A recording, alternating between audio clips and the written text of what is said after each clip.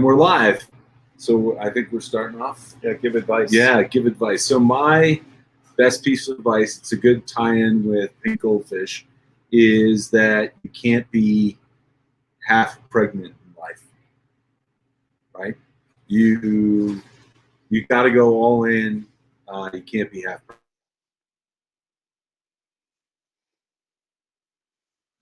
That's terrible advice, so I'll give you helpful.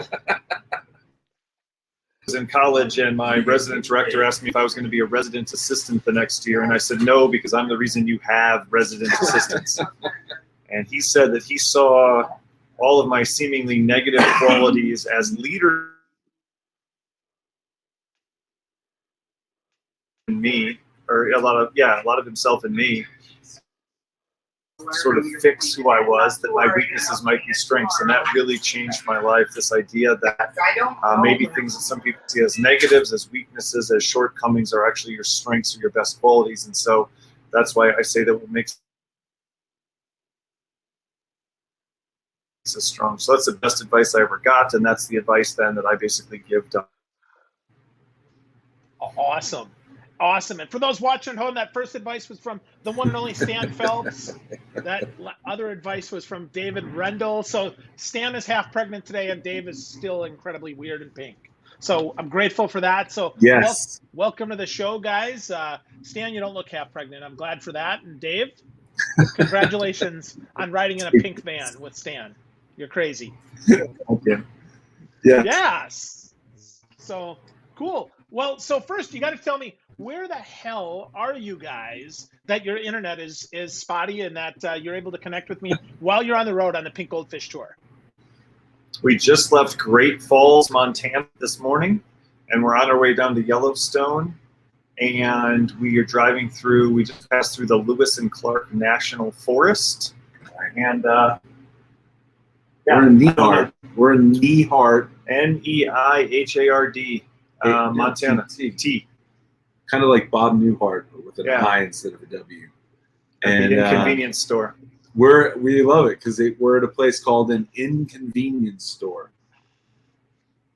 That's the How brilliant is place. that? Yeah, right? That's the perfect place to jump here and talk about your book, guys, because I think your book is the opposite of what most people would say. I was reading, you actually picked the least popular cover for your book.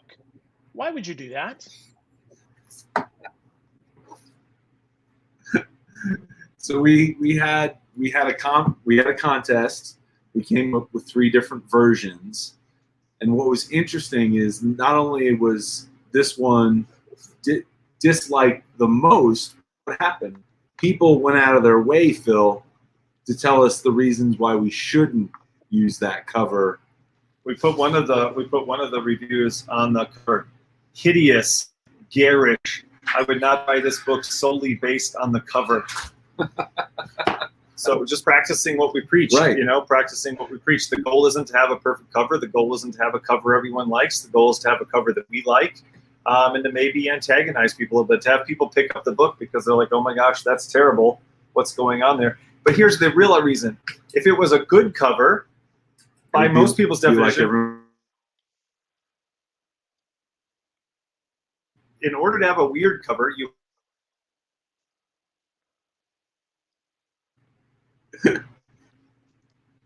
Yeah, you guys are weird, man. So I love that, right? You got to polarize people. You got to upset them a little bit. You got to get them to say, maybe that's not for me, or maybe, hell yeah, that's for me, right? So I dig that, guys.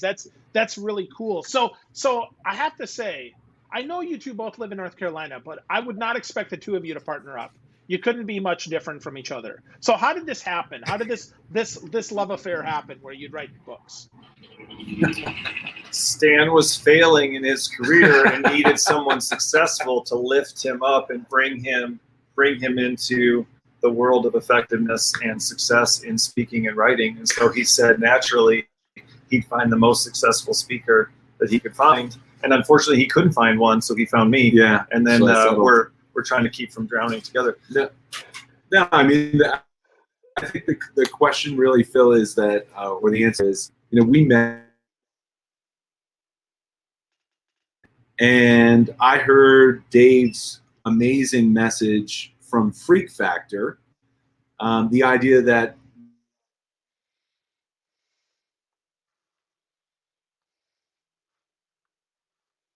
could apply, did essentially freak factor for marketing. Okay. Freak factor for marketing. That is interesting. And Dave, I've heard you speak as well. I read freak factor. I think that's an apt description of kind of what the Pink Goldfish 2.0 is. So why the color pink though? Dave, why did you fall in love with the color pink? We missed that last part.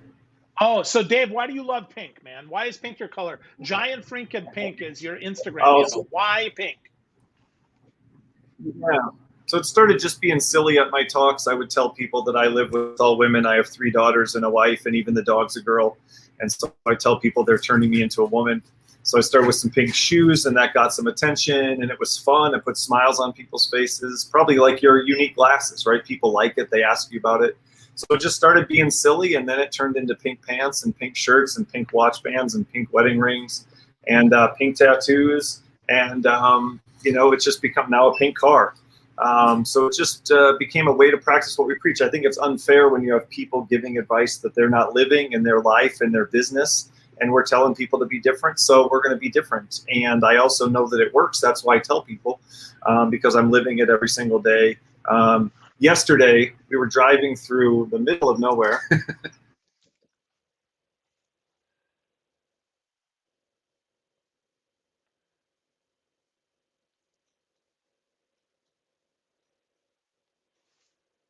And these women were kayaking down the river. They saw the car, and they turned around, came back upstream like 100 yards. And the first thing they said was, "What's up with the car?" Yeah. Like how many businesses, how many personal brands are getting that kind of attention, right? Wouldn't it be, this is what I tell people now, wouldn't it be nice if people were coming up to you and demanding that you tell them what you're up to, right? Demand, what is your deal? And that's what wearing the pink does. And we used Piggly Wiggly and Pink Goldfish, and they asked him, why did you name your grocery store Piggly Wiggly, Clarence Saunders? And he said, so that people would ask that, right? It gets people's attention. Nobody goes, oh, did you ever go to that place called the grocery store? Like, nobody talks about that. But a place called Piggly Wiggly. We're sitting in a place called the Inconvenience Store. What was the first question we asked? Yeah, we're immediately talking about Inconvenience Store. We're going to be talking about this all day. We're going to tell everybody about it.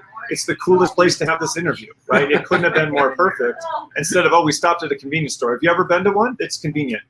That's not an interesting story. Nobody tells those stories. I love that. So before we get into too much of the book here, guys. So and it makes people laugh. Look at you. You're having so much fun.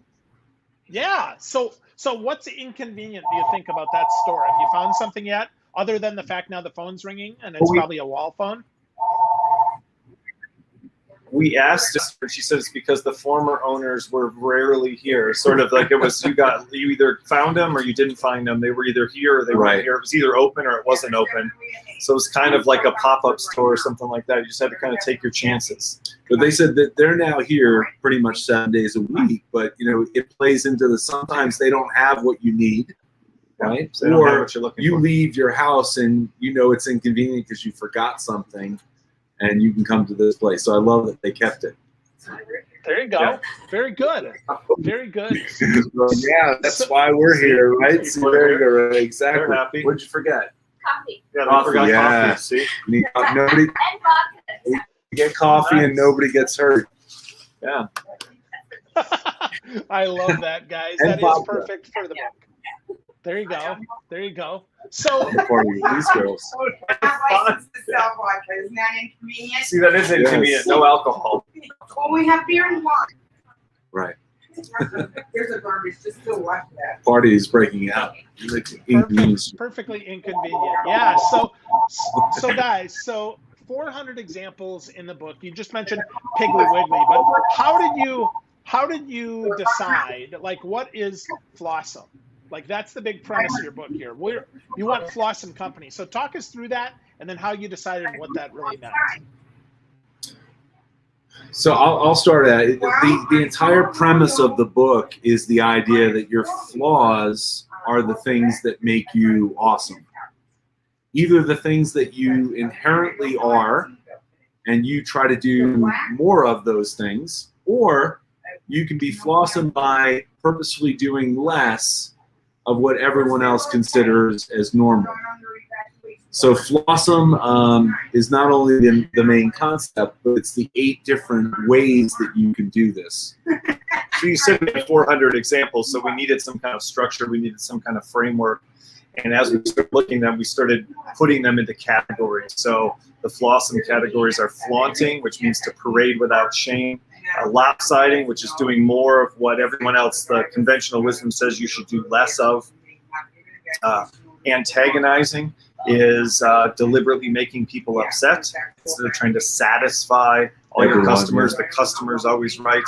Withholding, like Stan just said, is doing less of what everyone else says you should do more of. So again, benchmarks, best practices says you have to have more locations, you have to have more hours, you have to have more products. Withholding says, wait a second, what if you did less? What if you had less of those things? Swerving is doing little things to turn. I think it's hard for people to, they see some of these examples, they're like, wow, that's really big. It's hard to lopside, it's hard to withhold. Yeah, so swerving is just taking small steps.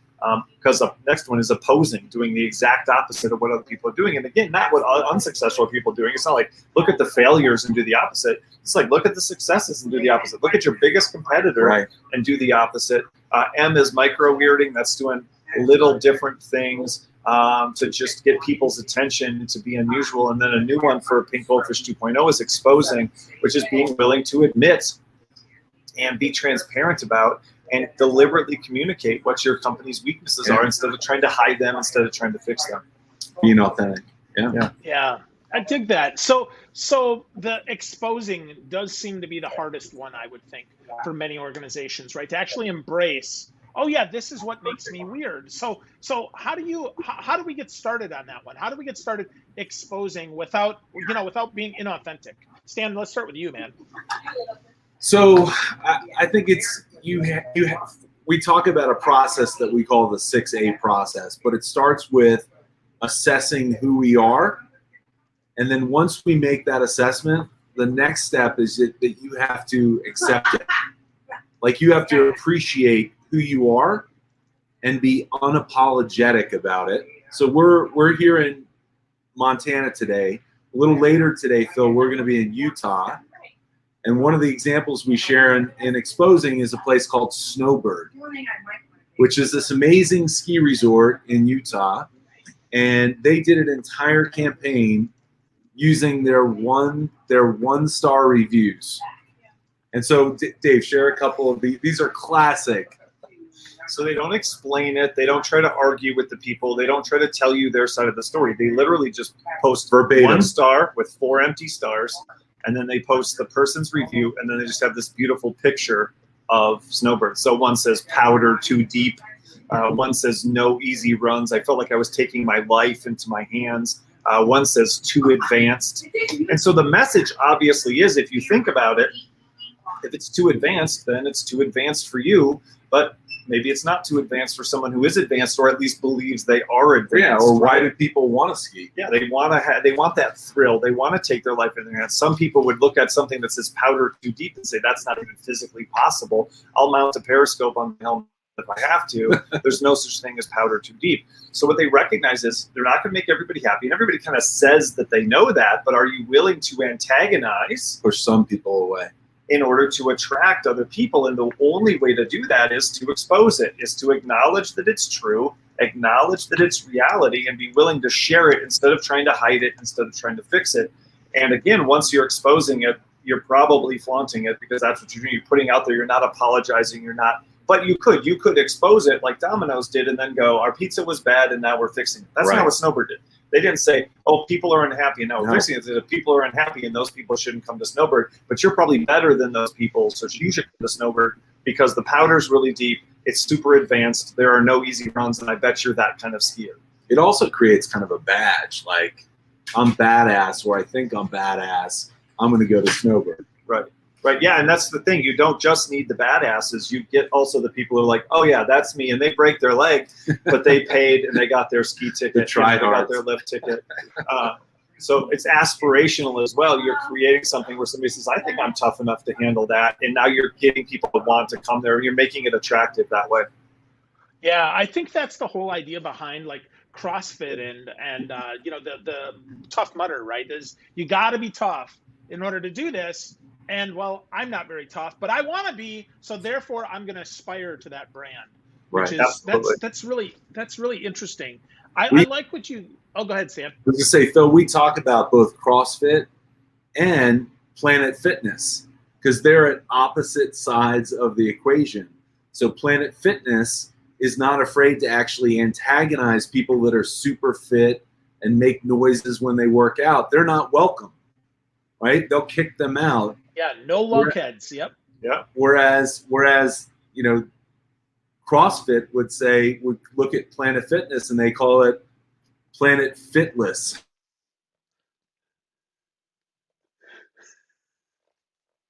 Times harder than your entire workout. Of extremes, and this is, we said opposing before. You know, the opposite, we say in the book, the opposite of a good thing is also a good thing. And I think that's crucial because I think some people say, well, I don't know, we don't want to be weird, or we don't want to be tough, or we're not advanced. They like misunderstand the snowbird. You could do the opposite of snowbird. You could say, you know, you could post people's reviews, too easy, not enough powder. I never even had to try that hard. Not challenging at all. And you could put that on yours because you're not for those kind of Right. people. You're the family place. You're the new skier place. You're the, right? So we're not saying you have to be badass like CrossFit or you have to take it easy and be almost for everyone like Planet Fitness. You can do either one and it's fine. You can say our company's pretty boring. I don't think we're ready for Pink Goldfish. What we say in Pink Goldfish is if you're boring, actually play it up. Be a little more boring. You're like, man, we are the most boring accountants. We are not interesting. On the weekends, we look at spreadsheets. That's how I want my accountant to be. We don't have lives. We don't take vacations. We love tax code. Don't think this isn't this. This is about being weird in what we're not telling you to try to be something you're not. This is about taking what you are and being proud of it and not trying to change it. So this isn't like, oh, well, we're not ready to wrap our vehicle pink. If you drive a black vehicle or a white vehicle, that's fine. You know, if you wear khakis every day, that's fine. If you're boring and responsible and whatever, those are all strengths as well in different kinds of situations. Play that card, be who you are, Right. Don't be ashamed of that. One of our, speaking of boring, one of our favorite examples comes from North Carolina. There's a place called Republic Wireless. It's very basic cell phone service. And they do an entire campaign. They're like, people call us boring like it's an insult. Like they're owning it. Like they're reliable, they're low cost, and that's what you get. So they show that upside, right? So the key of this whole thing is for every weakness, there's a strength. For every downside, there's an upside. For every negative, there's a positive.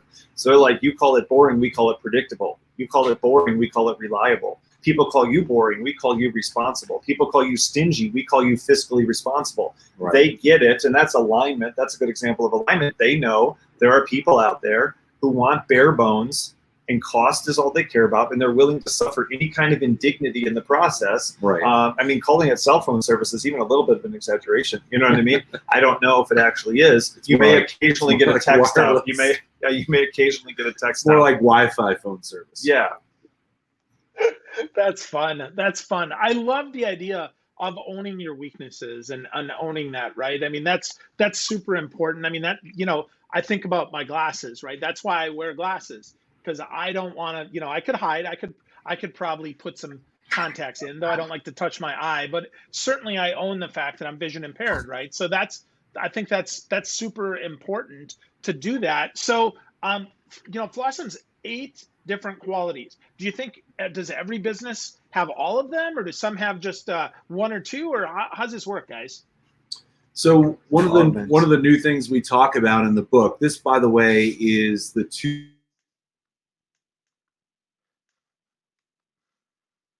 2018, and we shouldn't even call it. It's like 0.7. way better. Partly because we had a lot of time to work on it over the pandemic. But what we found, Phil, is that it's not about just having one strategy. What we found the best companies do actually stack and what we call augment. they use multiple strategies and not just rely on one. Yeah, so I mean, given an easy example is when you're withholding something like Chick-fil-A being closed on Sunday. When you withhold that, we're not open that day. We don't have those hours. You're withholding. You're doing less or whatever else is more. Be more convenient. Be more available. Be more open. They're like, we're not. So when you withhold like that, you're antagonizing, right? And when you antagonize and people get upset, you have to decide, are we going to expose it? Are we going to acknowledge that? Are we going to be honest about it? And are we going to flaunt it, right? And so that's 4 of them right there. When you're withholding, it's probably going to antagonize somebody. That's an opportunity. And, you know, Chick-fil-A, when you're driving down the highway and there's a sign that says Chick-fil-A, you know, like on those blue highway signs, it says Chick-fil-A, closed Sundays. Like, that's their advertisement. It's not like great chicken or whatever. It's Chick-fil-A, closed Sundays. So they expose it. They're unashamed of it. They're unapologetic about it, even to the point that they had the Super Bowl in Atlanta at the stadium there, at the Mercedes-Benz Where they're a Superdome, sponsor. where they're a sponsor. And it's Atlanta, which is the headquarters of Chick-fil-A. They have the Super Bowl, but it was on a Sunday. They didn't open up their Chick-fil-A store at the stadium. Yeah. So that other people dictate to you how you're going to run your company, and that's guide how you're going to run your business. You can find people who are in alignment with that. You can stack these characteristics, and you can beat the competition, or at least carve out a space for yourself. And that's, I mean, that's part of what we need to argue, is that you don't even need to beat your competition. Maybe nobody is your competition. I think that's part of the point, is to not have competition. Not have competition by doing something that's unique enough that nobody sees anybody else as a comparable substitute for what you're doing. Yeah. I dig that. So carving out our own space sometimes, though, is tough, right? Because we're like, oh, well, I'm not really sure. So is there, you know, Stan, you talked about the 6A process. Can you step us through that a little bit more and go through that so folks can really get their arms around the Pink Goldfish, please? Yeah, so I mentioned before, so 6 A's, and it all starts with what we call assess. So we want to look at our strengths, look at our weaknesses, and then see how our strengths and weaknesses, so we've got a great assessment in the book. We see how those strengths and weaknesses are connected, and that allows us to have the knowledge and insight of what makes us unique and different. The second step, and it sounds simple, yeah.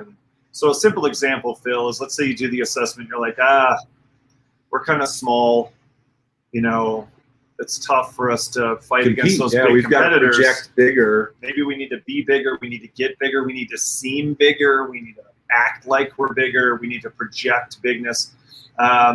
But the upside of that is that you're responsive and quick. You're flexible. You can move quickly. You're adaptive, right? Right. And your competitor, so here's the reverse, and we talk about this in the tech. Your competitor, they're so big, and you're worried about that. They got economies of scale, and they've got size, and they've got all these things. But the downside of that is those people are going to be slower, not so flexible. You can't turn a big ship as fast as you can turn a small ship. So what the assessment does is it goes to that exact point. This isn't, again, about like making up weaknesses and strengths or making up weirdness. It's about identifying those things that you already have. So you're small, but that's great because you're fast. Your competitor's big, and that's terrifying, but they're slow. How do you use your speed to beat their slowness? Right. Now you've got a strategy. You can attack now using that strategy. Jumping ahead on the A's. Yeah, sorry. So assess, and then again, the second one, it sounds simple, but it's what we call accept.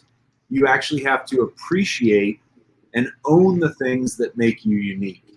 The third step is what we call align. Take them through align. Yeah, so align is recognizing that you need to find people who get it right. Republic Wireless needs cheap people who don't care about high quality service, who only care about cost, right?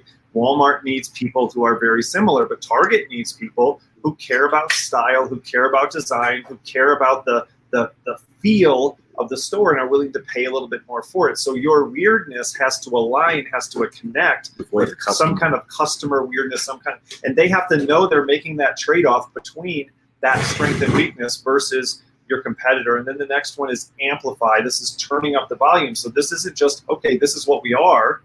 It's actually turning up the volume and doing even more of that. So for example, you're small. What if you start telling customers, look, it's me and Stan. You'll have our cell phone. We'll never send you to a junior executive. Here's my personal phone number. I will always answer the phone, or I will always call you back. You're never going to be in an automated phone tree. Right? This is really small. There's nobody else here. There's nothing else to this. It's me and Stan in a Honda Pilot. We don't have an office. We're in our basement. And that's going to be really attractive to people who are tired of dealing with big agencies and big groups and getting somebody's third level down person who's been through some 1 week training course in the concept. Right. And that's not what some people want. So that's what Mini did when they came to America. They're like, they didn't say, no, it's called the Mini, but it's bigger than you'd think. They're like, it's smaller than you can imagine. That's Amplify. Once you're comfortable with it, once you accept it and appreciate it, once you found that alignment, now it's time to turn up the volume. So like Marmite. Right. Marmite is this brewer's yeast, this waste product from brewing. And it tastes terrible, but some people love it. Other people hate it. Well, they had to decide what to do. They want to sell more.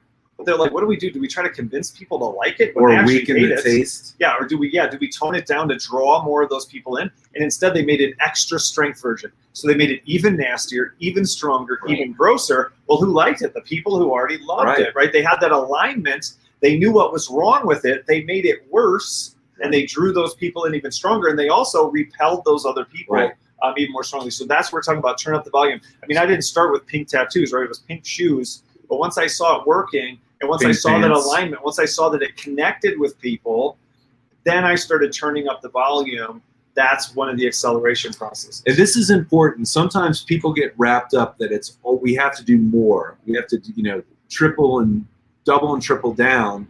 Well, Amplify is also about a minimization strategy. Yeah, when people say you don't do enough, you're like, we're about to do less. Right. And they're like, you need to do more. You're like, we're about to do even less than you can possibly imagine. And here's the simple truth as we finish Amplify is that if you try to please everyone, if you try to be great at everything, you end up pleasing no one, and you end up being mediocre at most things. So what we say in Amplify, and this is with a line, figure out what your customers value the most and what you're uniquely positioned with, right, in terms of your uniqueness, and do way more of those things. But at the same time, figure out what they don't value, what everyone else does just because it's considered normal, and maybe turn it all the way down to zero. And that's where the weakness comes in, because when you're not doing certain things, when you're not pleasing certain people, when you're not offering certain services or products or hours or locations, people are going to say you should. That's wrong. How come you're not well-balanced and well-rounded? How come you don't have that? How come you're not full service? How come you're not here for everyone? And that's going to look bad. It's going to look wrong. And that takes you all the way back to the beginning of it's not wrong. You can't be for everybody. And you keep moving through that process. So Amplify is number 4. And then we've talked about Augment, which is the idea of stacking strategies, right? Doing multiple Flossom strategies. And then lastly, and you talked about it a little bit before, is the idea of attack. So understanding that your weakness has a corresponding strength, but your competitor's strength also has a corresponding weakness. You can go after them based on that insight. Instead of thinking, okay, they're big, we have to be bigger, they're strong, we have to be stronger, they're fast, we have to be faster, they're innovative, we have to be more innovative. You can actually do things. They're innovative, we're going to keep our stuff the same. And it's going to be classic, and it's going to be vintage, and it's going to be consistent, and it's going to be nostalgic, and it's going to be, and we're going to position them as unreliable and unusual and weird and unpredictable. And so you see how that works. Whereas normally, this is the whole theme of the book. You end up homogenous when you look at the winner. You think you need to be like the winner, so everybody tries to be like the winner, and you just all end up the same. And then you lose, and you wonder, why does nobody want what we're doing? I guess we're not perfect enough. I guess we're not good enough. I guess we're not like them enough. And the cycle just keeps going. Instead of saying maybe we're playing the wrong game, maybe this isn't what we should be doing. Awesome. Great tips, guys. I got a bunch more questions here, but we've got one quick interlude here for my friends at Vidyard. So folks, hey, we all know that email isn't dead, but wow, sure sometimes can be boring. And if you want to jazz it up, you want to make it flossom, take some time and do some video email. Use Vidyard to record, send sales videos, to connect with your prospects, move your open opportunities along, and close more deals. How does it work? 3 quick ways. 1, put a face to your video. Put a face to your name with that video. Hold up your whiteboard, record your face. your screen, or both for those first touch prospecting videos. Second, if you've got a sales team, share your team's videos and use the outreach tools you use every day to create a sales library full of videos. Put the best together and curate those playlists for each opportunity. Third, keep track of which opportunities are engaging with your videos so you can follow up at the exact right time. Review the stats that tell you who's watching and how long.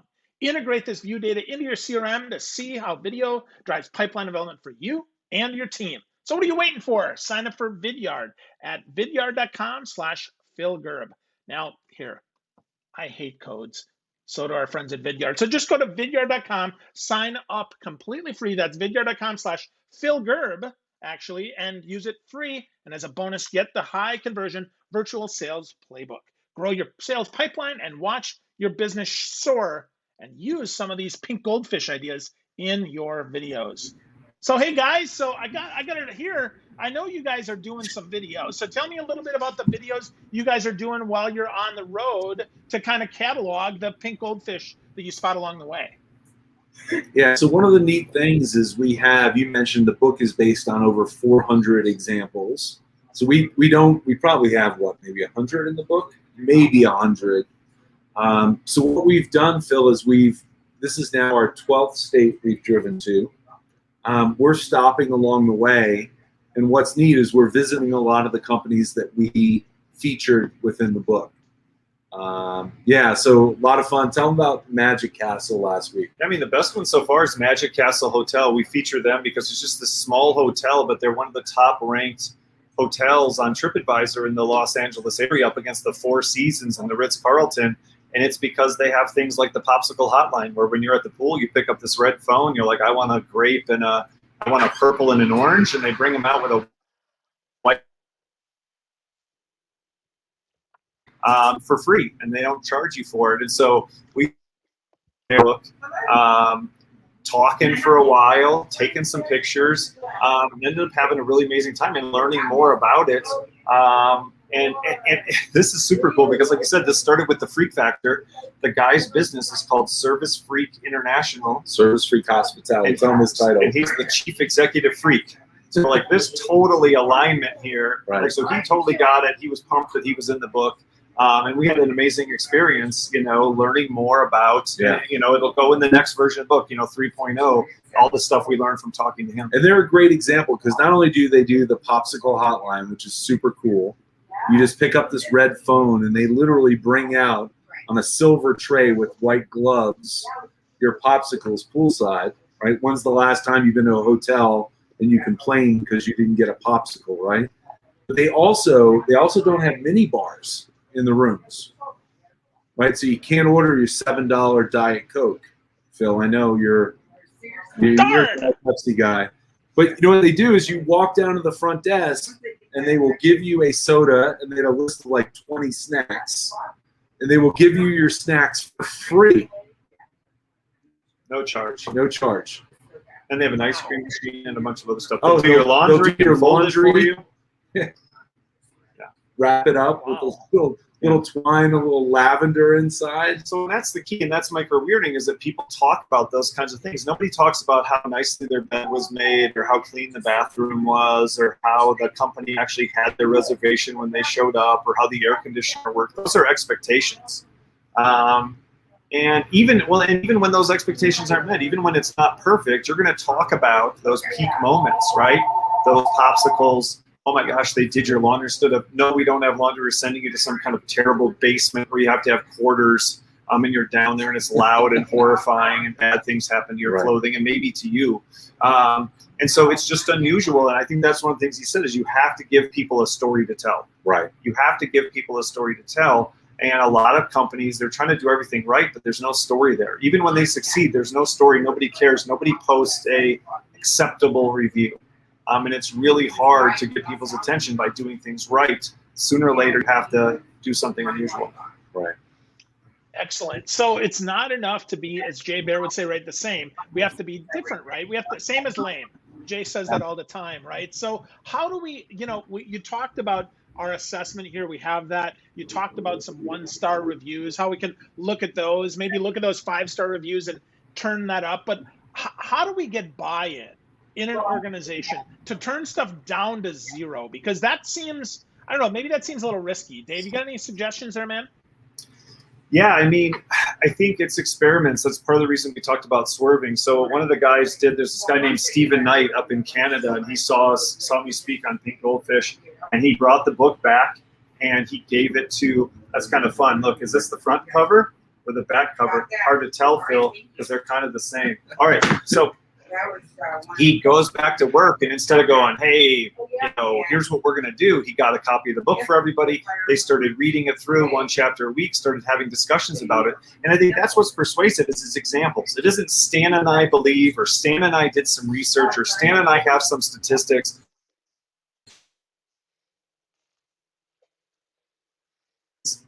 Real companies having real success, and hey, here's how they succeeded. Here's what the numbers look like. Here's the quantifiable success that they're having. So, for example, Chick-fil-A, they're closed on Sundays. That's 1/7. They're open 1/7 less, 14% less than any other fast food outlet.